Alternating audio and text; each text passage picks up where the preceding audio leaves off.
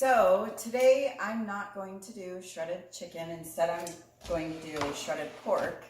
And I'm going to do it in my electric pressure cooker. Now, if you don't have one of these, that's totally fine. You can do it on the stove top, a little bit of water, and let it simmer for several hours. But this definitely gets the job done much faster.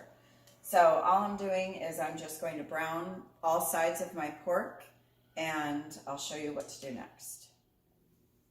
So I've got some good color going on my pork right now, and what I'm going to do is add a little bit of liquid. I'm going to add some diced green chilies, and I'm also going to add enough water in there just to almost cover the meat. As the meat cooks, there will be some shrinkage, so you don't need to fill it all the way to the top. Don't worry too much about that. So I'm going to put this on high pressure, and I'm going to put it up to about 60 minutes. And all this does is using this pressure cooker kind of speeds up that cooking process. So if you don't have hours and hours to wait for your meat to be done, this helps a lot. They have electric ones, and then they have stovetop pressure cookers as well. And either one do a great job of getting that meat cooked much faster, much more tender than if you just cooked it on the stovetop. But if that's all you've got, that's totally fine. You'll get it there. It'll just take longer.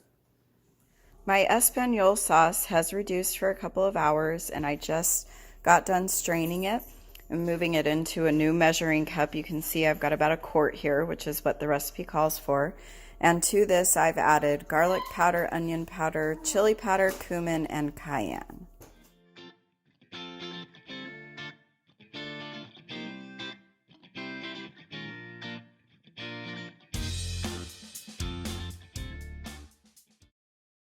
Next, we're going to work on prepping the tortillas. This is important because you don't want them to crack when you fill them.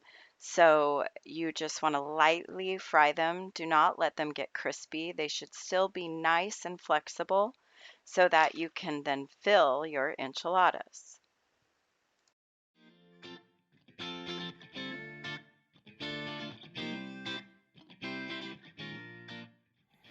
All right, we're so close to getting these in the oven and tasting what we have been doing the last 2 days, basically.